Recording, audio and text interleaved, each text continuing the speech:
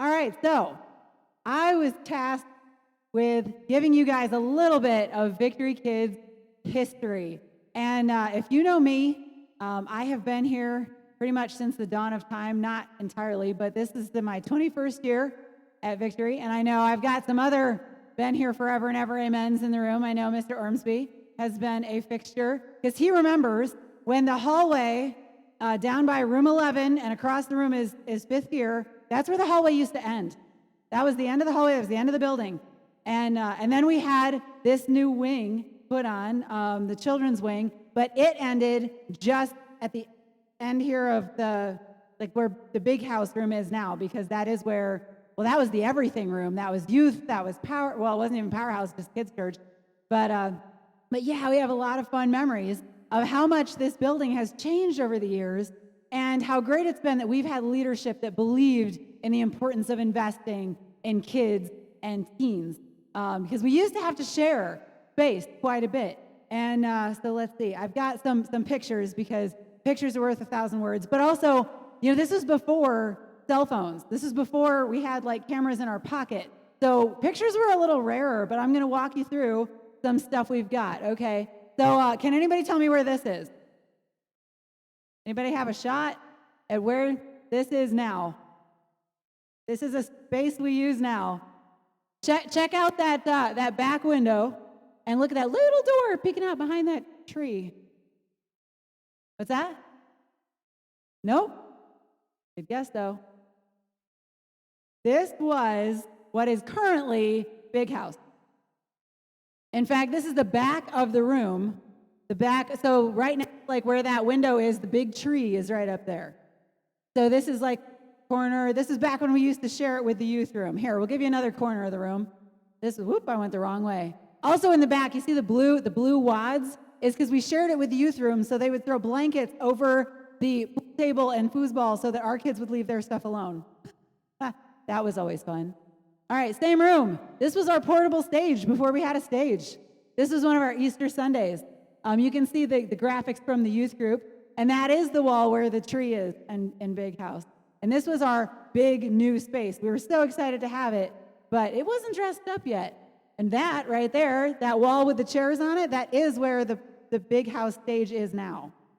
So this is before that stage was built, all of that back area. You can see we stacked chairs, speakers on a pole. We were learning, but boy, we had a ways to go. See the folded up ping pong table in the back? So we love that eventually Victory said, we really need to give kids their own space, and we need to prioritize this really well. And so we had a children's pastor who had to move away, and so we got a new guy. We got this guy. Anybody recognize this guy?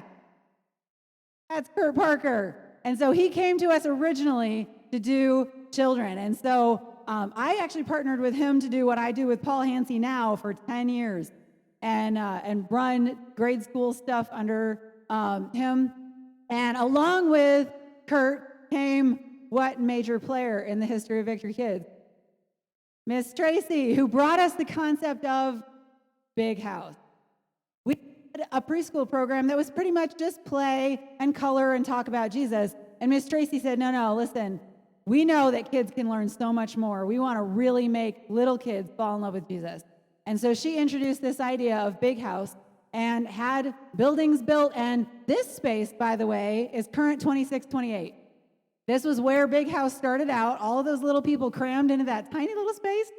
And Alan Oxley was the mail delivery guy. It was awesome. And we saw these little people come alive for Jesus. And it was so awesome. It was so incredible. This is when we started really growing the vision of what we wanted to do. We knew this couldn't just be Sunday school anymore. We were leaning now more towards the idea of small groups and investing in kids and having great relationships. And so we started doing more with big events. This is one of our first Bikes and Blades events. If you were around, you remember that we finally paved the parking lot. Anybody remember the stones? And you guys remember the stones? Yeah, they were not nice to our church shoes, but we finally got a paved parking lot, and we're like, let's have the kids bring their wheels, and their parents brought their wheels, and we had skates and skateboards and bikes and scooters, and it was so much fun. And lots of fun events, and I had to throw this one in because I knew Miss Nato was coming. Check that out. I love that. And Mr. Josh, back at the age, I remember him when he was on my praise team. Yeah, I had to throw that one in there because, yeah. So once we finally got some space going, we started developing a different program, a different looking program. BigHouse was being awesome, but grade school, we still had 3 hours. And we had kids who stayed all 3 hours because that was the kind of format we had. We had classes, people wanted to stay, they wanted to do second cup fellowship and all that stuff. So we had 3 different hours for grade school. The first hour had breakfast in it, and it was called Power Up. It was just a small little group, but they had fun. It was all airline themed, and they talked about being able to take off into the life that God's called us to. And then we would go into second hour, which was more kind of like what we would know of as Sunday school, but leaning again more towards that small group feel, but kind of focusing really big on small group with a little bit of large group time thrown in. But the third hour was something called PowerHouse. And it was really fun. It was really special. We had all kinds of skits and music and activities, and obviously you know which one stuck. We got to the point where we had to kind of condense because it was getting to be a huge job to turn one curriculum into 3. So we just did PowerHouse, and we said, wouldn't it be so cool if we let the adults know how much fun we have down here, because they'd be jealous. So we started talking about how we could use the program that we had every summer, because we had a super successful VBS back in the day. We had the VBS everybody loved. We had a lot of fun. It looks red there, but that was our mauve carpet. You guys remember the mauve carpet? For those of you who are here, yeah. Anybody remember Pastor Jack's 3-piece matching suit? That's back there, man. That's some serious trivia. This was one year when we did an Olympics theme, and it was lots of fun. We had a good group of kids. We always had great time, and this crazy lady would lead dance, and it was a lot of fun. And you can see how different even the sanctuary looks. We've come a long ways. We had a lot of fun. I did a lot of dunk tanks and a lot of pies, and I've been made into a slime sundae.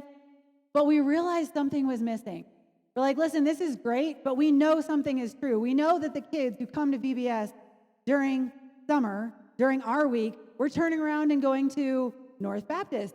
And then they were turning around and going to Hope Center. And then they were turning around and going to the next church. And not that that was bad, but some of these kids didn't really have a church home, and they kept jumping from church to church to church, and every church giving their heart to Jesus, because that was what you did at VBS. And so we started realizing that kids were making that decision while no one was helping them live that lifestyle. And they were going home to families that may or may not support their decision or even know what it meant. A lot of families were happy to have daycare throughout the summer. Well, you're going to this church this week, and you're going to this church next week. And a lot of them were not getting the support they needed. And we realized in order for heart and life change to stick in the hearts and minds of kids, we had to get parents on the same page. And to get parents on the same page, we had to get them in the same room. And so we killed a sacred cow. We turned to the board and we said, we don't want to do VBS anymore. And they were like, what? We had a few people a little freak out, and we're like, listen, we feel that VBS is good, but we don't want to miss great because we're doing good. We believe that if we do an event where we invite the parents to be part of a really fun, super unusual, not like anybody else is doing kind of event, that we'll be able to get them in the same room, and we can talk about how they are the ones who are responsible for their kids' spiritual growth, and we want to partner with them in that, but we can inspire them to be leaders in their home, because we only get to see them an hour on Sunday. We want it to be the best hour of every kid's week, but they see their kids how many hours during the week when they're not in bed and at school? Turns out it's about 40 waking hours that they have to invest in their kids. So we said we have to do something different. So we launched an idea for a family experience at night so that parents wouldn't have to be at work. We'd even feed them dinner so they'd have no excuse to come. And we'd break out all kinds of craziness. We'd make a huge stage, big games, crazy music, toilet paper bazookas, the whole works. And we came out with a program called Phantom. And people packed the sanctuary. It was so much fun. And we watched whole families and sometimes grandparents give their lives to Christ. The best part was that we knew that those families were going to go home and keep cultivating those values in their kids. It wasn't just going to be the kids taking home a concept and it getting tucked away in a closet somewhere. These were whole families getting their lives turned around. And it was really memorable. We had some fun dance numbers. We got to really have fun in the sanctuary. We could break out the really fun lighting, sometimes the fog machine. It got great. And then, of course, everybody remembers the toilet paper bazookas, because we wanted this to be so much fun that everybody would go home talking about it, that this would be a great conversation starter, because we knew a lot of parents wanted to teach their kids about faith, but really didn't know how to start. So they could say, hey, do you remember when this one fun thing happened? And then launch from there. And so we had this really great program, and so we decided that was the kind of ministry we wanted to be. All kinds of fun, but involving the whole family, calling parents to step up so that we could partner with them. And that's what we wanted Victory Kids on Sunday to really be. As we want to be the best hour of every kids week, investing in kids, but also investing in their parents, because a kid's relationship with Christ is only going to grow as far as their parents help it grow. So we want to help parents grow so that kids can grow. And so we've had a really fun time doing that in Victory Kids. And listen, we have never been in better hands than we are right now. Pastor Fancy has so much wisdom and experience. He's so great with people. He's obviously great with kids because he is one. And we love it. He's got such a great sense of humor, but he's such a great leader. And so he's going to come back up and walk us through our handbook, because over the years we've also learned here's what's really important and here's what we probably shouldn't do because it's maybe not such a great idea. So we just kind of got to walk you guys through some legal stuff, make sure that you know what we have to do, because obviously one of our first priorities is to keep our kids safe. So we want to make sure we are meeting all those requirements. And hey, listen, no matter whether you've been here this year, this is your first thing you're showing up, or you've been here forever, we're just so glad that you're willing to be a part of Victory Kids. You will never regret the time you spend investing in kids. And we're just so thankful that you're here. And I'll pass it back over to Pastor Pam. All right, so if you want to pull out your handbook, and I know they're very extensive, but we put like a table of contents because I'm not going to cover 100% of everything. And then when we go to our breakout, they'll cover some things that are a little more specific to their areas. And hold on.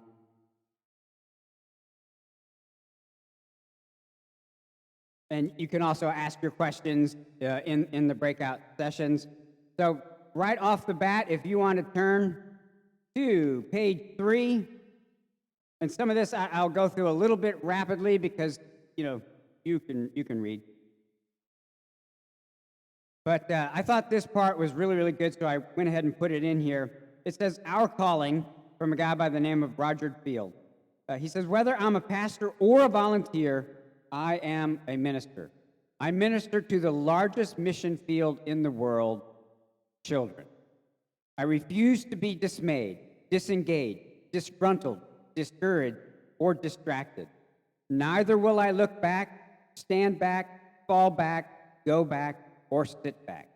I do not need applause, flattery, adulation, prestige, stature, or veneration. I do not have time for business as usual, mediocre standard, small thinking, outdated method, normal expectations, average results, ordinary ideas, petty disputes, or low vision. I will not give up, give in, bail out, lie down, turn over, quit, or surrender." Because Jesus said to his followers, about that time, the disciples came to Jesus and asked, "Who's the greatest in the kingdom? We're going to give him a prize." Jesus called a little child to himself, put the child among them, and he said, "I tell you the truth, unless you turn from your sins and become like little children, you will never get into the kingdom of heaven. So anyone who becomes as humble as this little child is the greatest in this kingdom." We in Victory Kids get to work with the greatest in the kingdom. That's a very high honor. We're not doing child care. We are working with the greatest and turning them into fully devoted followers of Christ. And so as you can see, kind of the verse that encapsulates what we do here at Victory Kids is, Jesus said in Matthew 18, "Anyone who welcomes a little child like this on my behalf is welcoming me. Every kid we stare into their eyes, you're welcoming Jesus by welcoming that child. So at Victory Kids, this is kind of our mission, right? We want to join hands with each other and our church to train up the next generation to being fully devoted followers of Christ. Those two, the verse in Matthew 18 and our mission statement, capture our hearts and our resolves as we move our mission forward. So real quick, our environments are intentionally designed to accomplish our mission, provide a safe place for kids to learn how to become fully devoted followers of Christ. I mean, you can see the creativity in all of our environments. They are designed to help accomplish our mission. They're not sterile. I mean, again, we're not Sunday school, because when I grew up, boy, they were pretty sterile. It was learn. And then our values are accurate but transformational teaching of God's Word, embracing and accepting of all children and families, and equip volunteers, that's you guys, to lead their ministry to kids and have fun doing it. Because, I mean, if we're not having fun, I'm not sure I want to be here. If you want to turn to page 5.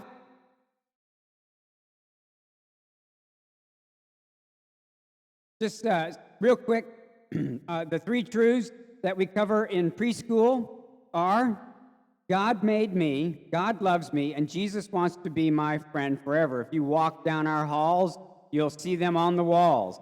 And then the 3 truths here in grade school, I should call on you, Analia, and see if you know these without looking. But they're on the wall, too. I need to make the wise choice.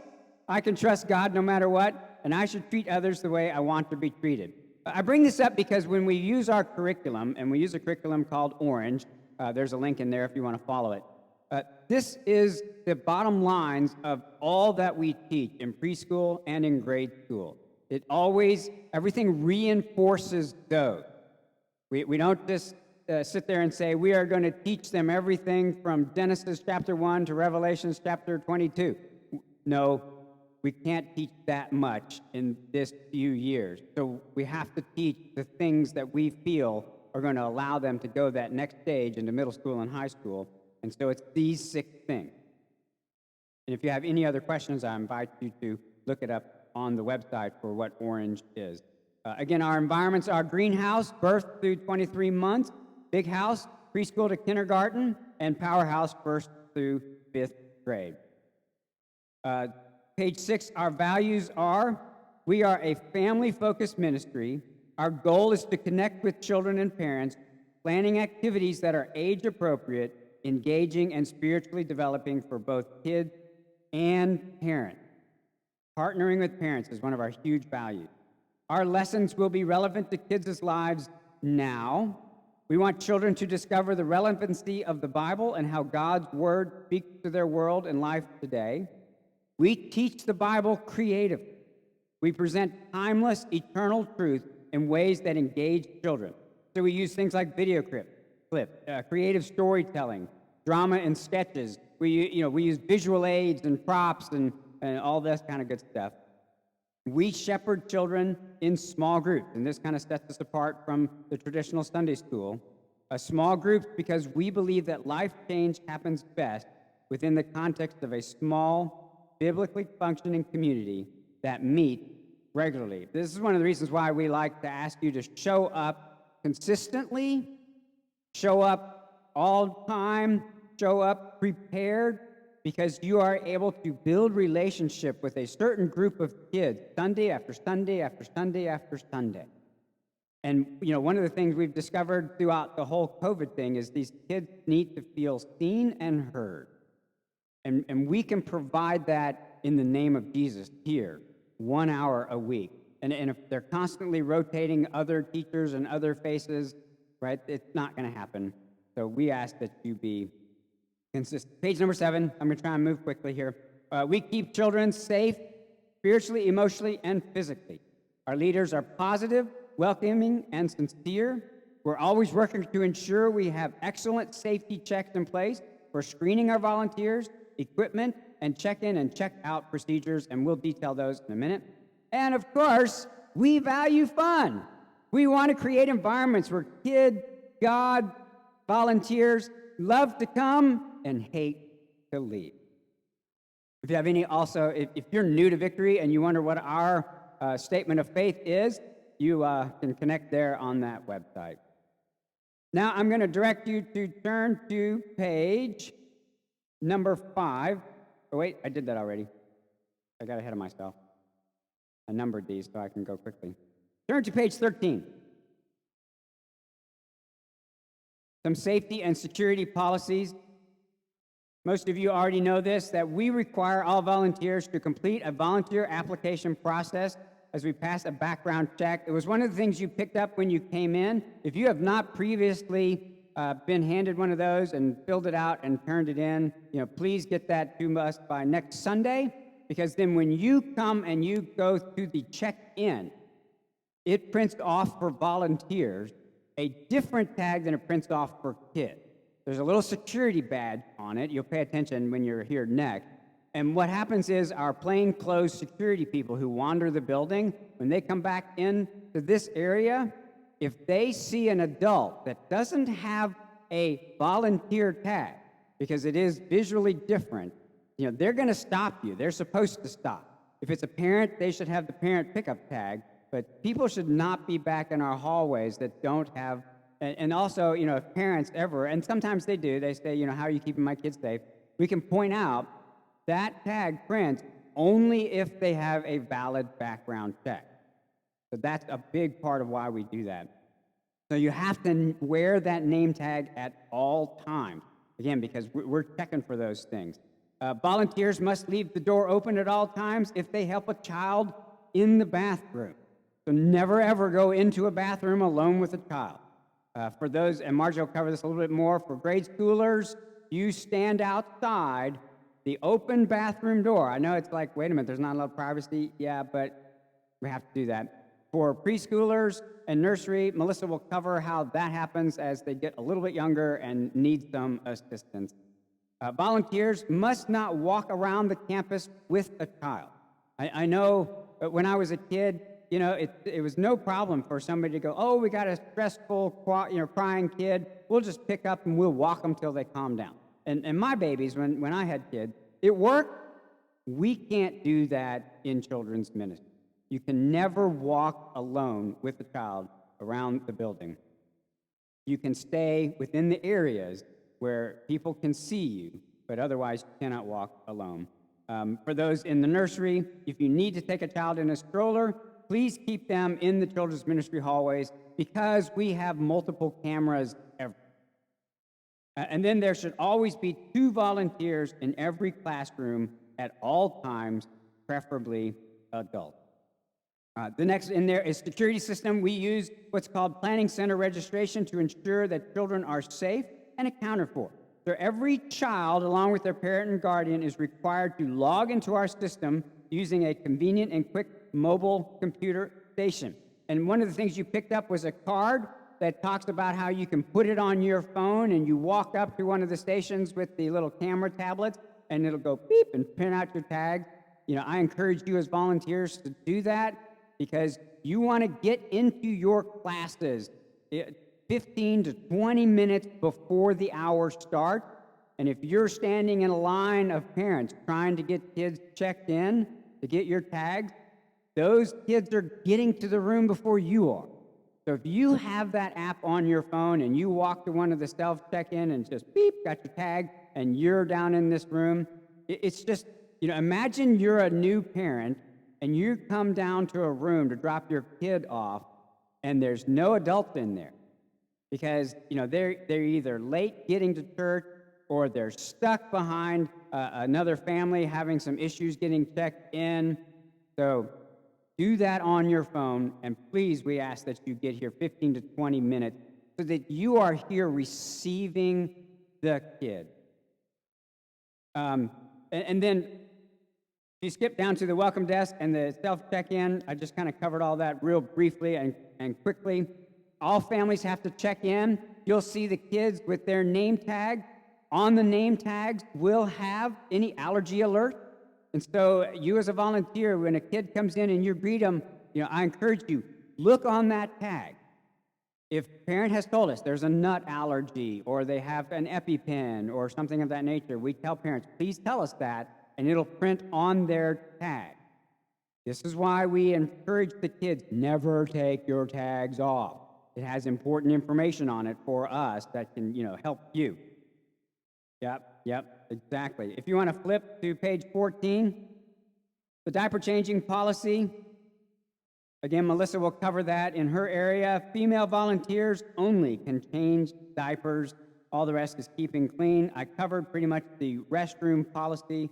Flip to page 15. I'm not going to cover crying children. Melissa will cover that in her area. I will cover parents in the classroom. A lot of times parents, especially newbies, will want to stay with their child. That depends.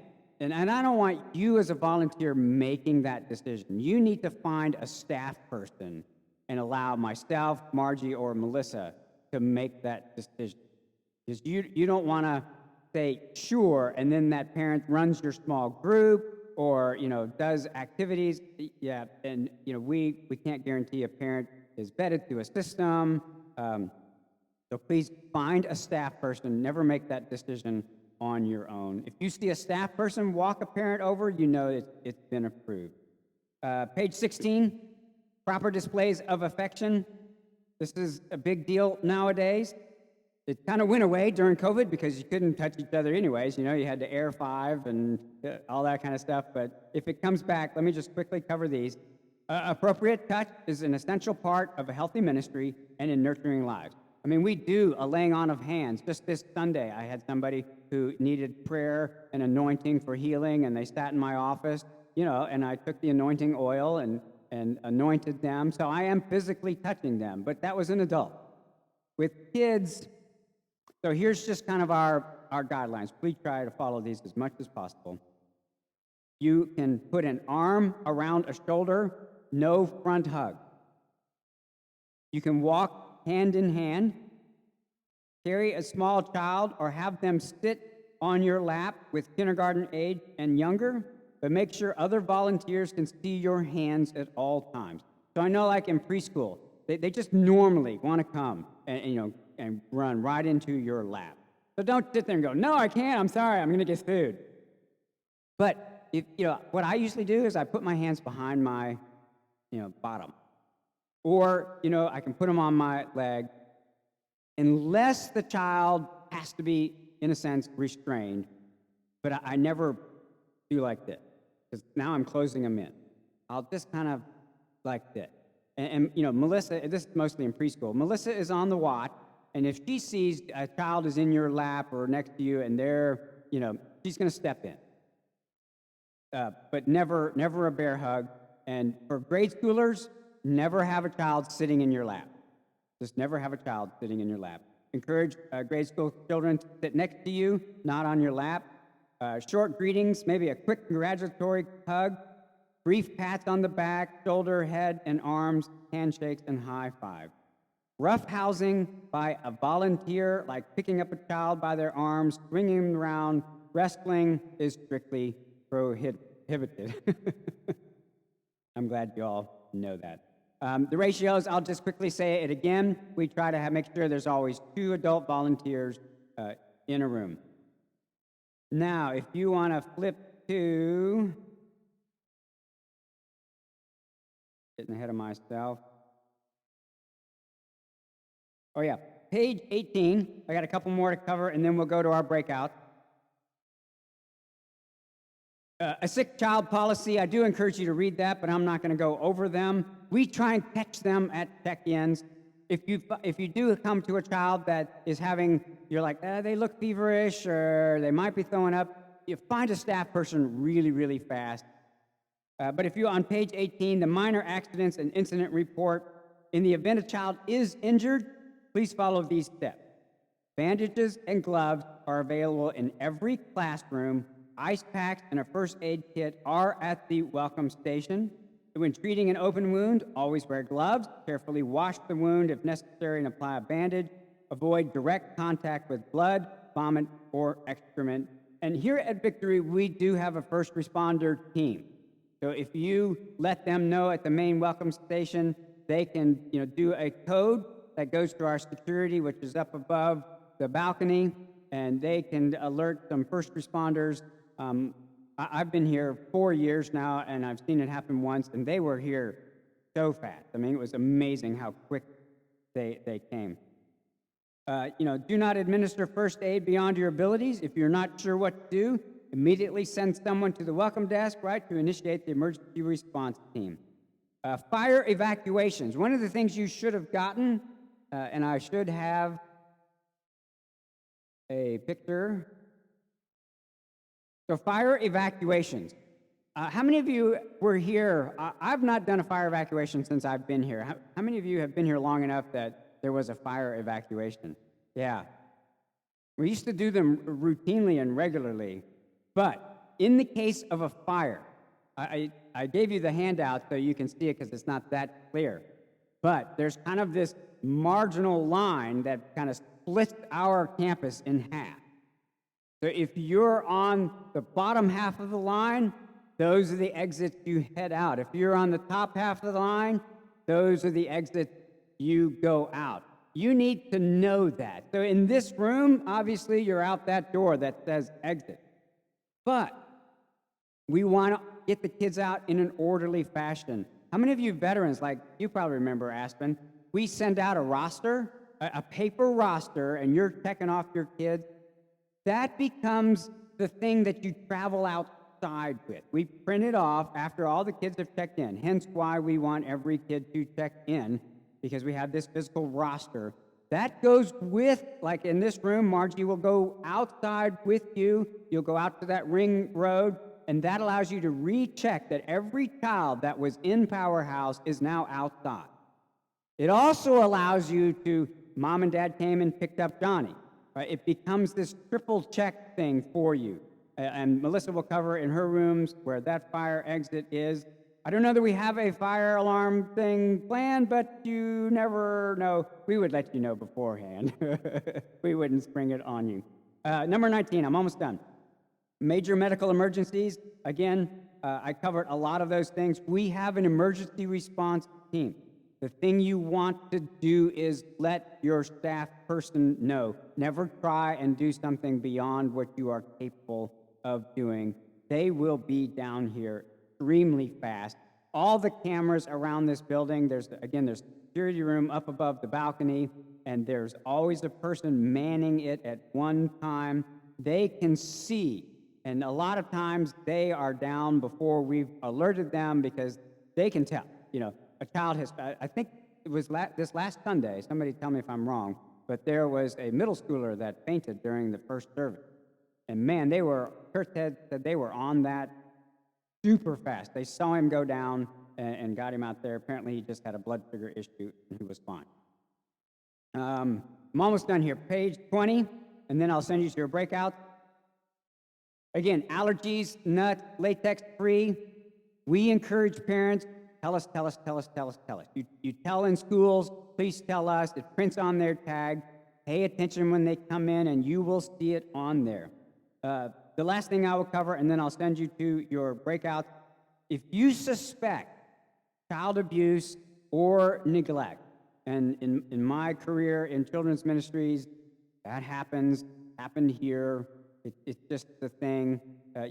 We are in a type of a mandated reporter. If a child says, yeah, so-and-so hit me, or, I'm always hungry, or you just noted, there are things that don't feel normal. I want you to read this. I'm not going to go through it because I'm watching our time. Bottom line is, please let our staff person know. Never say it in public. Come over to Melissa and go, I think you need to investigate. Here's what, because please don't go, before the parent picks them up, I think you need. That's embarrassing, and we don't want to do that. We want to keep it as private as possible.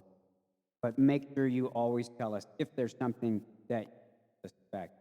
All right, so now I'm going to send you to your breakouts, and after the breakouts, you are released to go home.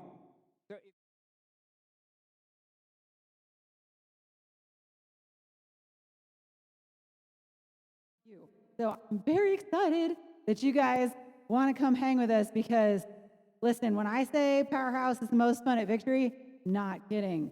We have so much fun. And we get to see, I think, some of the best life change. I really do, because we see a lot of kids who are just kind of figuring it out, and we have light bulb moments. I love the light bulb moments. We kind of watch it all connect, and the kid's like, oh. And I love that. I love that we have them, they have a good sense of humor. You know, they're not, like the preschoolers that are like, that doesn't make sense. Like our kids are like, oh, that's funny. And so we get to have a lot of fun with them. All right, does everybody have a handout? I'm going to try to fly through this fast because I want to acknowledge you guys have important stuff to do with your time. I know Pastor Fancy said arrive 15 minutes early. I'm going to trump that. I'm going to ask you for PowerHouse, please be 20 minutes early because we have kids who show up 15 minutes early and are waiting at the door. So if you guys could get here sooner, then they have somebody who's like ready and waiting for them. Because we have people that they love being here, and I love that. I don't want to tell a kid, sorry, nobody wants to come play with you yet.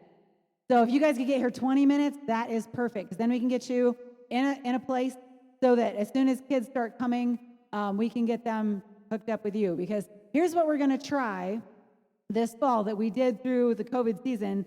COVID had a lot of really neat blessings. It was weird. It was a weird season, but some good things came out of it. We ended up doing a thing where, if you can see the blocks on the floor, we set up like, okay, this group filled up first so that nobody had to walk past each other, right? We were super strategic about it. And so it was just kids arrived. Instead of by grade, it was now as kids came in. And we watched as God kind of formed these organic groups. And then as some of the regulations were pulled back, we told the kids, all right, now you can choose, like, which group do you want to go to? And they started kind of forming these very natural groups. And instead of grades, we saw siblings who wanted to stay together. We saw fifth graders who were like, I want to sit with that first grader because they need help and I like helping them. It was so great. So we want to continue that as long as we can. There might get to be a point where we have to divide them up again, but I just love it. And I'm thinking, I want to see if we can continue that. I feel like this year is going to be the year of experiment.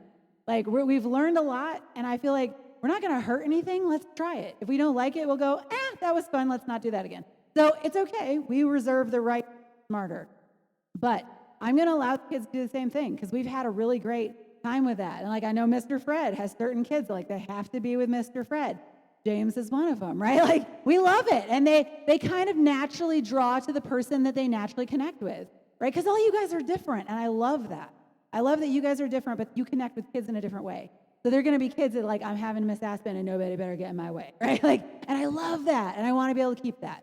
So the idea is you're kind of a free agent, right? You're just in the room, and you're going to be able to be at games because you check out our fun. Check it out. Check it out. I'm so excited. We got a whole bunch of new games, and that's one of them. And so we're going to have all these fun stations so you can just kind of naturally weave in with kids and be like, hey, how was your week? What's going on at school? Hey, you said you were going to work on memorizing that Bible verse. How's that going? So you can kind of build those natural relationships. So anyway, that's one of the reasons 20 minutes, okay? So I even gave you the time. So program it into your phone calendar to get there early. Don't forget to check yourself in. That's, of course, Pastor Fancy already talked about that, wear your name tag. When you come in, if you want to drop any of your personal stuff back on the back counter back there, that way it's out of the way. The kids won't touch it. We won't. We do have to use this front counter quite a bit. So if you put it in the back, hang coats out on the rack, then we've got all the adult stuff not being a temptation for the kiddos. When you aren't able to be here, we will ask that you let us know through Planning Center. I am setting it up currently. It's my goal for tomorrow before I leave for vacation to get Planning Center all set up so that you can tell us when you're going to be here, when you're not going to be able to be here, so we can plan and make sure we have enough peeps to cover our littler peeps. All right? We're asking this year for you to invest personally in somebody that you know that you can kind of recruit into Victory Kids. Maybe they're already in Victory Kids, but somebody that can kind of be your go-to sub. Somebody that you can call on and say, hey, when I can't be there, can you be there? Because that way it's still a familiar face. And also, as we're a little bit shorter-handed volunteers than we've ever been, if you can help us provide subs, that'd be great. We do have a few, but they're definitely few and far between. So if you can kind of help us with the recruiting, it's really awesome when I watch people do this. Well, I know Miss Judy had somebody she always had come for her, and the kids were like, oh, no, Miss Judy, but it's, and I'm blanking on her name right now, but they knew, oh, another lady who loves us. So like it didn't feel like a loss. It didn't feel like anything different. It was like they knew they had somebody that was safe, trusted, that they knew. And if you get sick or your kid gets sick or something that you can't be here, please let me know as soon as possible, just so again we can make sure we have our ratios. Although we are going to stay all in this one room, so that makes it a little easier to handle since we're all together. We won't be moving into rooms for a while. But it's actually really fun when we're all together. I feel like it lends just a really fun energy. So I'm excited about that. We will be getting our cabinets back. Hallelujah. We've been having to be so creative with touch-free games, but now we are allowed to bring stuff back. Hallelujah. But to be safe, we're going to have 2 cabinets. So we'll have games for 9 o'clock, games for 10:30. And that way, if parents are like, but somebody else touched it, we're fresh cabinet. And shut that one, open the next one. So we'll also have that for the activities too. So we'll have a 9 and a 10:30, 9 and 10:30, just so we're starting fresh markers. Nobody's licked these yet. Okay. They smell good, I know. Also, that's a thing that may change. We may play it by ear and be like, okay, maybe this isn't so necessary. Maybe we can do it differently. There'll also be a first aid cabinet we'll have set up so that just in case. And just to specify here, I talked about secret water bottles. So because the drinking fountains are shut down, and drinking fountains were gross before COVID, we have water bottles, but we don't want to advertise that we have water bottles because children.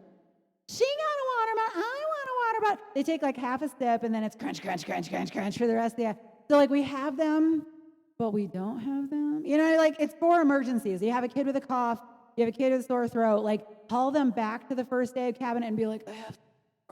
But you don't want to bring it up because then all the kids will be like, hey, yeah. We just don't want it to be a distraction. We want to take care of their needs, but we also know that it's a stalling tactic because every parent in here knows when it's bedtime, what do you hear?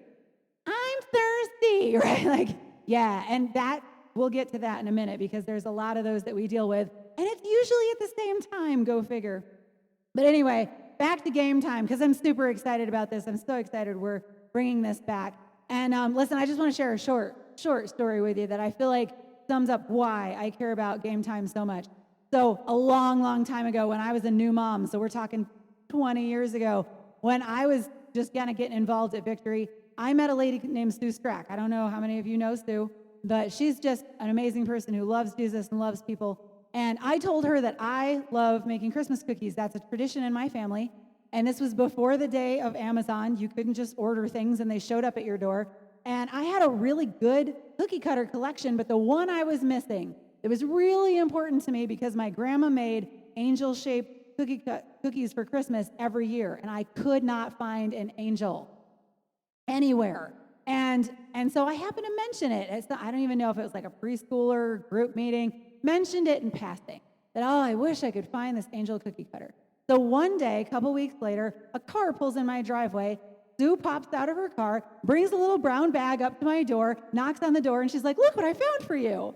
And I open up the bag, and it's a little metal angel cookie cutter. And I was so touched by that because she didn't have to do that. That was so extra, and yet I have never felt so seen. I just felt heard. I felt like I mattered, that something I said that really wasn't even consequential, it stuck with her, and she was inspired to do something about it.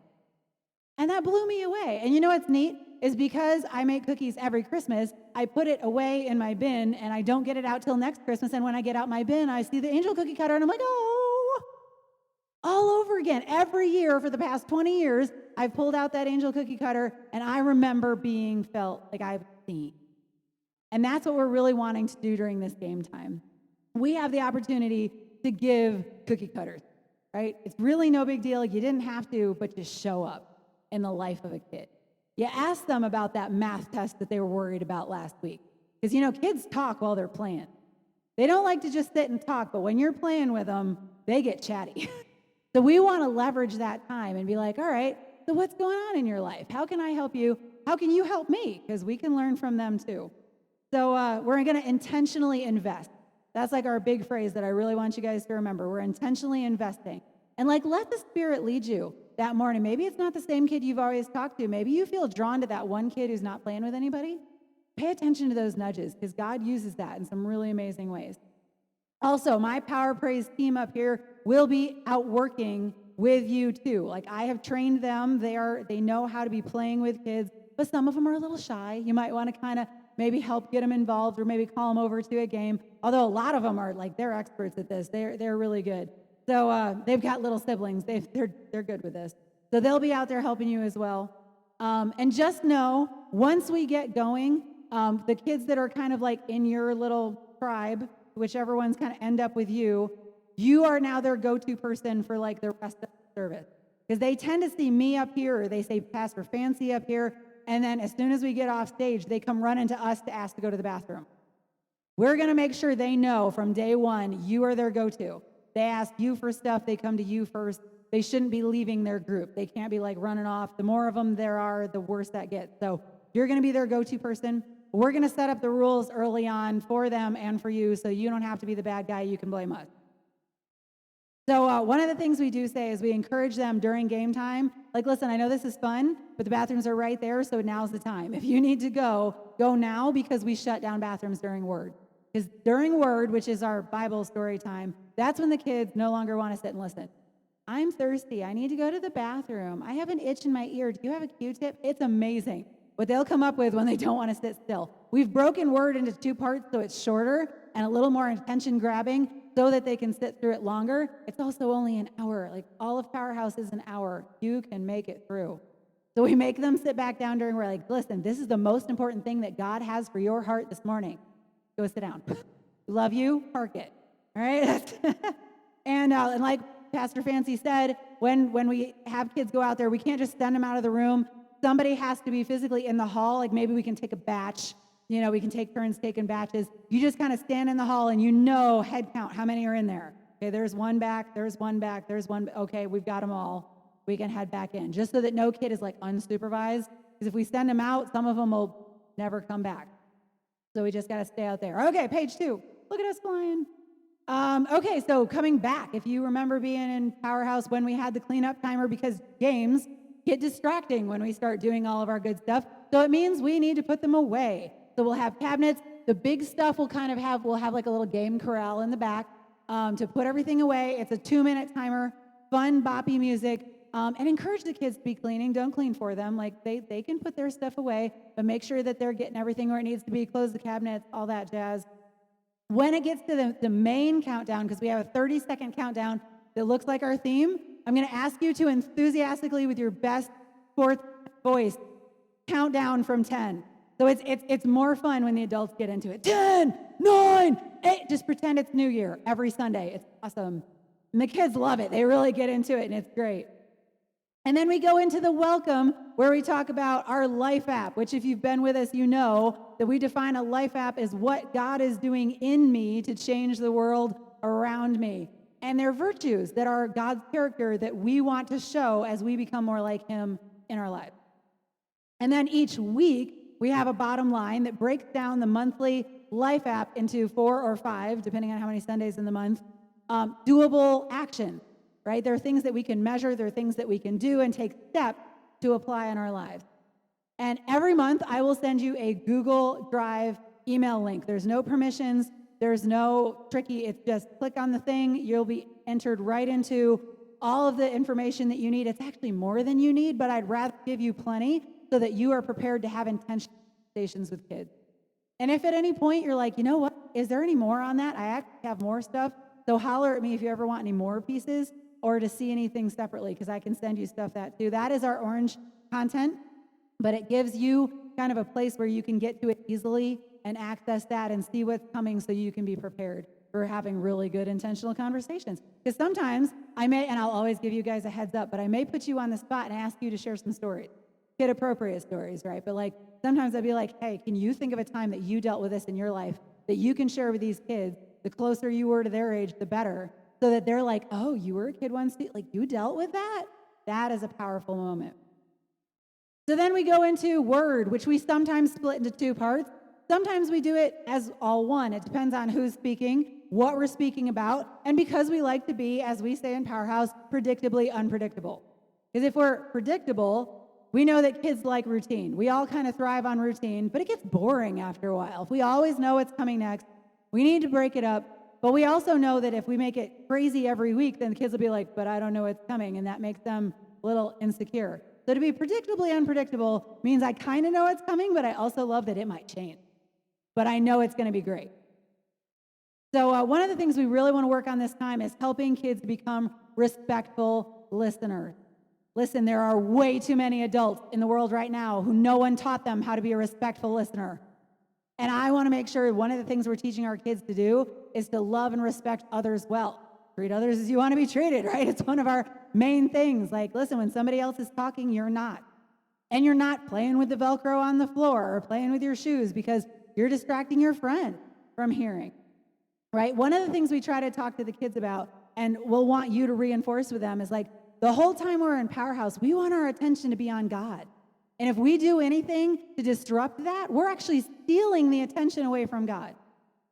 We don't want to do that. The kids get like, oh. they like, it clicks with them. They're like, oh, yeah, I don't want to interrupt this. Good. Then let's let our friends listen, because this is good stuff. We don't want you to miss out on the fun. So make sure that kids are sitting up. There's something about body language. It's like when somebody yawns and then you can't help it, whether you're tired or not. When a kid lays down, all the kids are like, oh, nap time. Like, and we just watch as a wave, just they check out. So as much as kids can fidget and, roll around, that's one thing, and we'll talk about that in a second. But we just want to make sure they don't lay down, because the second they lay down, we lose them, and then they start to just, it's contagious. And you guys are smart. You can tell the difference between fidgeting and being distracting. Right? Some kids are just always going to be picking it thin and moving and shaking. But if it gets to the point where other kids are looking at them, it's now become a distraction, right? Just make sure you're kind of paying attention. We had, bless Deanna's heart, she was so great this week. We had this one little boy who was just absolutely fascinated with the Velcro on the floor, and he kept running his hand over it. And I was like, dude, it was starting to become like fingernails on a chalkboard, right? I'm like, child. And Deanna just nicely went over and sat with him and was like, hey, just listen. I'm like, no. Right? Because we want to make sure we're teaching them to be respectful listeners. And again, I know they're grade schoolers. With the littler kids, we have them put their tags on the back. Grade schoolers can put them on the front, but listen, if you know you have a fidgety kid, maybe tell them, like, how about we put that on your back? We're just going to remove temptation. Because again, we want to make sure that's intact, or we get to keep them for the week. So make sure that stays on them, stays intact. They don't play with it, because, oh my goodness, some of them turn them into quite the little paper airplanes.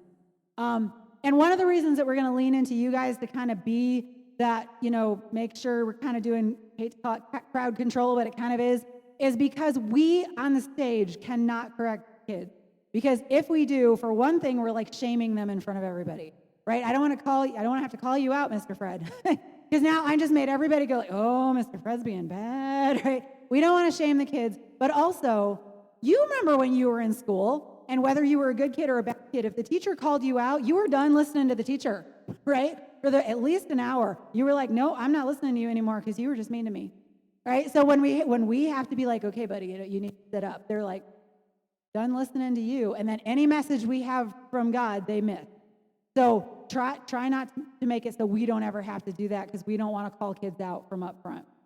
So we're leaning into you to be our bouncers. And like we said, only actual emergencies for bathroom use during word, because otherwise we get a line, and then kids are like, oh, I don't have to listen? Okay, cool. I want one of those water bottles. All right, power praise, song time. So here's what's important to me. We're trying to teach kids what worship is. Worship is not motions. Worship is not singing. Worship is more a heart thing, right? This is a heart attitude. And so we tell them, listen, you don't have to do the motions. You don't have to sing. You do have to stand, though, because that's a respectful thing. Like, if you just want to listen, that's okay. If you just want to take it in. I remember one time, one of the most powerful moments I've ever had in PowerHouse, one little girl, so by the whole song that we were doing, she just stood there with her hand up, tears streaming down her face. Didn't sing a word the whole time, but she was worshiping. So don't get too caught up in if the kids are participating or not.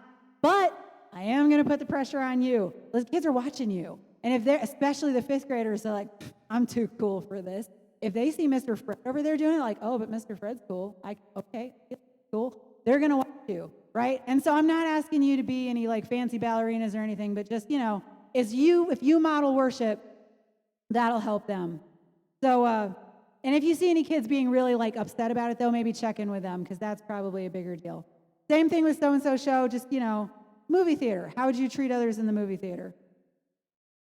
During prayer, ask you that you just kind of model a posture of prayer. I know it's tempting to want to be like watching, your group doing the I Spy thing, but the best thing you can do is show them what it really means to just stop and be like, we're talking to God right now, and I'm blocking everything else out, and I'm just gonna, you don't have to make it look like Sunday school, but what if at the moment we start prayer, there's like a physical shift that the kids can feel all the adults do, like, oh, we're talking to God, and the kids are like, that's important. We want to make sure we bring attention to that.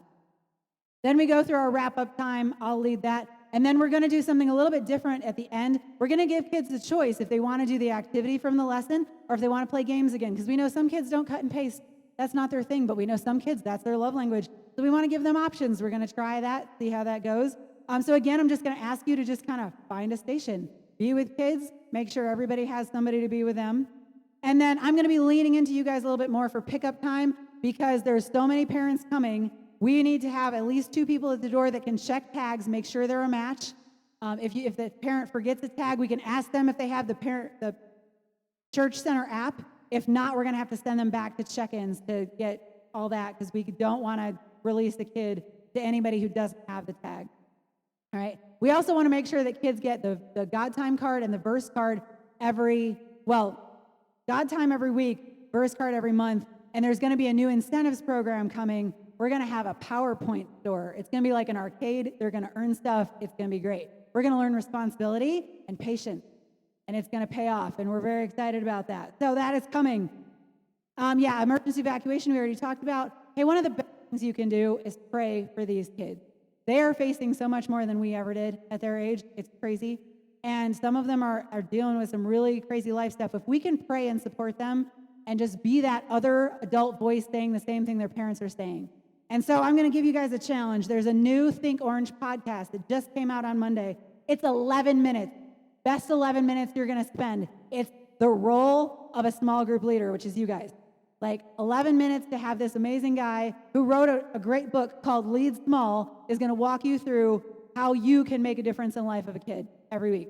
And if you're interested in the book, if you listen to the podcast, you're like, that sounds like an amazing book. I will buy you the book, but please listen to the podcast, and I'll get you the book. Just let me know if you want it. But I'm super excited about all that's coming this coming school year because I feel like we're going to be seeing more kids, and we're going to be impacting lives, and it's going to be awesome, and I can't wait to have fun with you guys. All righty. So we thank you for volunteering. We're really excited to have a whole new group of volunteers. Some of this Paul already went over, but I'll just run through this pretty quickly.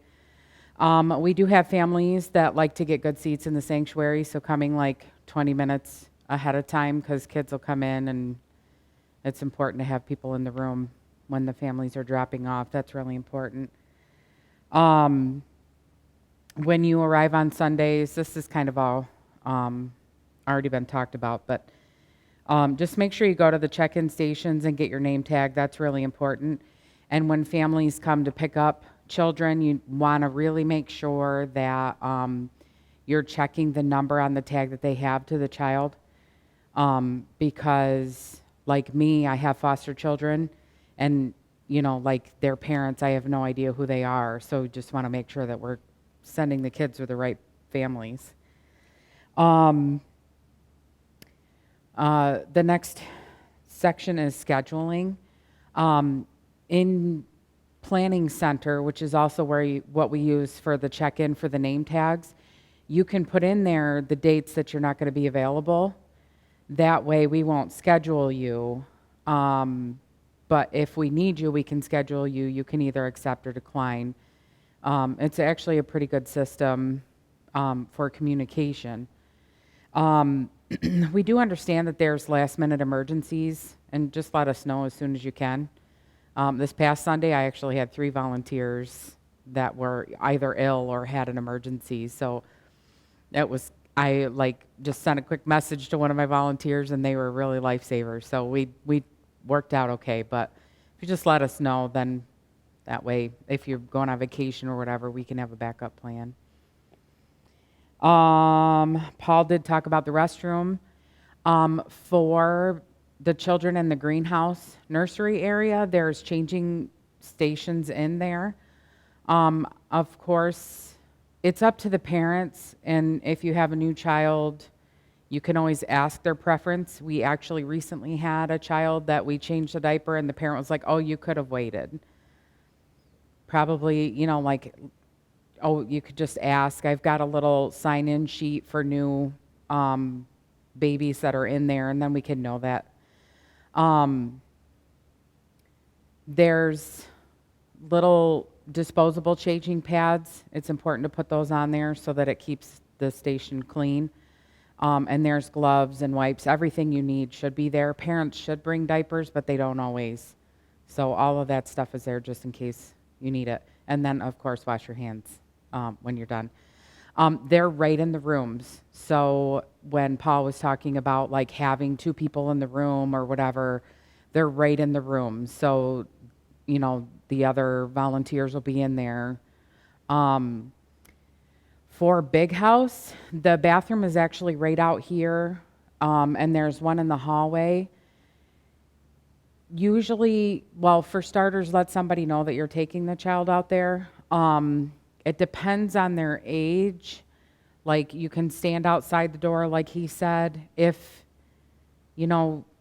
it requires more than that, you should have a second person with you. It's just safer that way. And men, in our insurance policy, men just aren't allowed to take or to change any diapers, but they can stand outside the door. But other than that, yeah. Because of the one in the hallway right out here, if you need to grab somebody from the welcome desk. Yeah, so what he just said, so it's on the camera. There's the welcome desk is going to be here starting move up Sunday, so there will always be somebody there. So if you have to use this restroom that's right out here, there'll be somebody there if you need help. Snacks and drinks. In the greenhouse rooms, we will not be providing any snacks or drinks.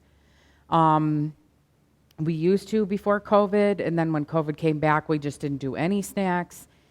And in reopening, I'm just not going to do snacks. We had so many issues with, we offered up Cheerios, and there were some families that didn't want their babies to have Cheerios and whatever. So I'm going to just do it in the nursery, is that if anybody wants their child to have something, a bottle or whatever, they should bring that in the diaper bag.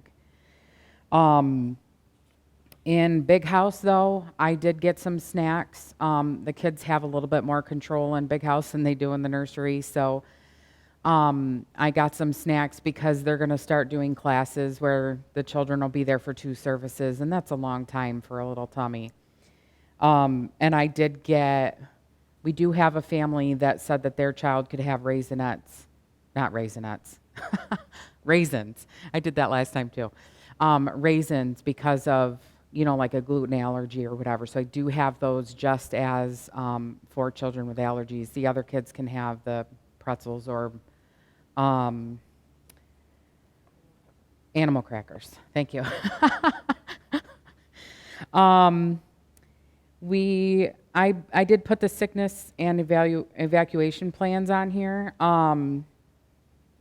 We do have families that try to sneak their kids in the door when they probably really shouldn't be here. We've had lots of kids that we've had to send, sadly. But like Paul was saying, if you ever need anything, just have a staff member help you, because that's what we're here for. That way you're not making the decision and it doesn't fall on you. Just let us know and we'll take care of that. And the evacuation plan for BigHouse and greenhouse, like, it depends on where it falls, but they are posted in every single room. So if you're ever not sure where you should go or what, they are all posted. And I do believe we can get out the windows, right? There's one window in every room? One window in every room. Yeah, there's one window in every room if you can't get out the door. And lastly, curriculum. We use Orange for BigHouse and PowerHouse. And I've included the link. You can type that in or go online and you can click on it because these are all posted online. But Orange provides a lot of good information, and they do videos and stuff like that. So that's what we use. I have books back there on the table that I give to the kids on Sundays, and like I'll do printouts, and they just reinforce the Bible story for the week. The kids really love it. Orange also provided these cards, and it's give everyone a phase profile card, and that so I'll give you these to look at. But it says if you work with new babies, you're in the I need you phase. Your role as a volunteer with babies is to embrace their physical needs. Babies are quickly forming first impressions about themselves and the world. So the way you respond consistently is to cuddle often and engage their senses. This will help lay a critical foundation of trust. Babies trust what is familiar, and that's why when you show up week after week, you're showing babies you're someone they can count on. It should come as no surprise that babies are motivated by safety. When babies feel safe, they're more likely to play, learn, and engage. You coach this motivation when you consistently meet their physical needs. So when Paul was talking about if you have a child that's crying, you can walk up and down these halls because there'll be somebody at the desk. I do have strollers in the nursery, in the greenhouse room, because a lot of babies, it's their first time being anywhere outside a home, and they do get scared. But with having regular, consistent volunteers, we actually do pretty good. If the child doesn't settle down, we don't want them to cry for the entire hour. That's just not fair. So on the security tags, there's a number, and if you go in the main sanctuary, like beside the video screens, you can see there's a little box, and we can type in the number, and I can show you that too when we're done. But that'll flash so the parents know that we need them to come back to get their child.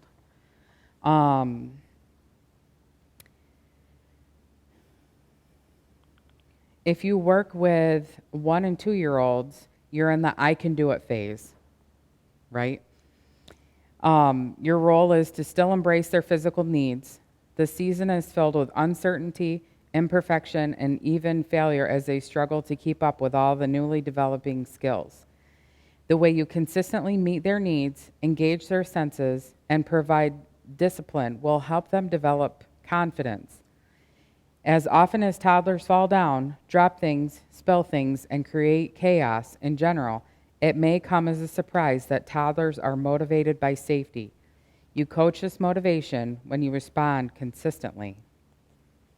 So again, with the consistency, like Paul said when we were over in PowerHouse, coming every week just reinforces children feeling safe.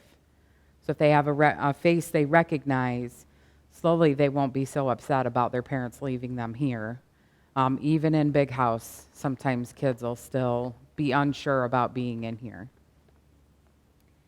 If you work with 3 and 4-year-olds, you're in the why phase. I dare you to count how many times you have heard this word in your rooms each morning, but they are also able to answer what, where, when questions. Your role this year is to embrace their physical need. Life for 3 and 4-year-olds can be confusing. It's okay to throw a ball, but not a rock. You can hug your friend, but not squeeze his neck. The way you consistently meet their needs, engage their senses, and provide discipline will help them develop self-control. Kids in this phase are again motivated by safety. You coach this motivation when you're disciplined consistently. Nothing is more challenging than knowing how and when to discipline. Learning how to redirect behavior during this phase will be very important.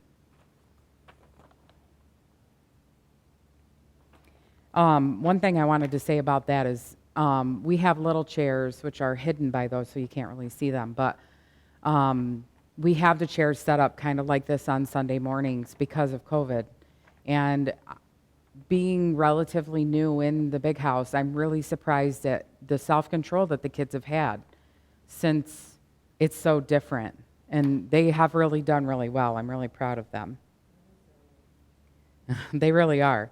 Even the 2-year-olds are like, they'll come in here and just, they do really well. I'm really impressed. In the preschool phase, these kids think like an artist. The way they process information is organic and abstract, but you help them learn when you engage their senses, touch, smell, sight, and sound whenever possible.